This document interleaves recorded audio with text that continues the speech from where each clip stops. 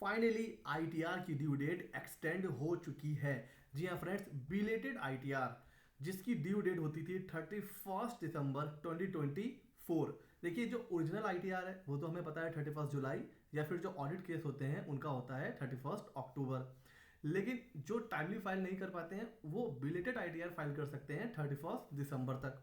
इससे रिलेटेड एक पीआईएल कुछ दिनों पहले बॉम्बे हाईकोर्ट में भी गई थी, और बॉम्बे हाईकोर्ट ने भी 2-3 दिन पहले एक ऑर्डर पास किया था जिसमें उसने सीबीडीटी को ये डायरेक्ट किया था कि भाई आईटीआर की ड्यू डेट एक्सटेंड किया जाए। और आपको याद होगा 5 जुलाई को जो इनकम टैक्स की यूटिलिटी है वो अपडेट होती है, और उसमें जो लोग न्यू टैक्स रिजीम वाले थे, जो स्पेशल टैक्स रेट था उसके ऊपर 87A की रिबेट नहीं मिल रही थी। अगर आपको ध्यान हो, चाहे वो कैपिटल गेन हो, शॉर्ट टर्म हो, लॉन्ग टर्म हो, तो 87A की जो रिबेट थी वो नहीं मिल रही थी। जिनकी इनकम 7 लाख के नीचे थी उनको भी। तो इसके लिए एक पीआईएल डाला गया कि भाई 87A डिडक्शन एक बेसिक राइट है टैक्स पेयर का जो उनको मिलना चाहिए, और उस समय यूटिलिटी की वजह से कहा गया कि ये इलीगल था। आप किसी को डिडक्शन क्लेम करने से नहीं रोक सकते।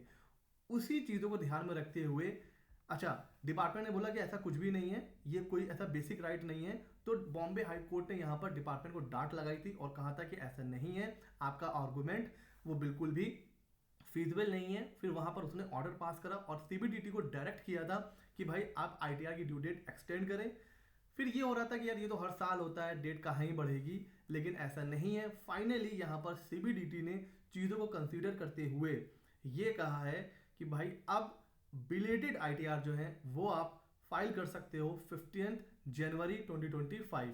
तो 15 दिन के लिए ड्यू डेट को एक्सटेंड कर दिया गया है। आइए पढ़ते हैं क्या लिखा हुआ है। CBDT an exercise of its power under section 119 of income tax act extends the last date for furnishing belated return of income under section 4 of section 139। ये किसका सेक्शन होता है? 139 फॉर बिलेटेड रिटर्न का।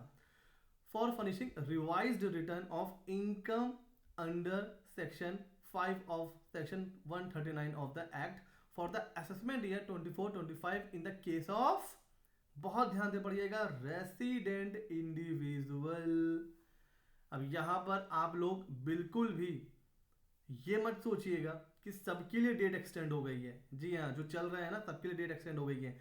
वो इंडिविजुअल जिनको अपन return revise करना है, किसकी वजह से? उनको 87A की जो रिबेट नहीं मिल पाई थी, अब भाई जाहिर सी बात है नहीं मिलेगी, टैक्स लायबिलिटी ज्यादा आ रही है, नोटिस भी आ सकता है कल को।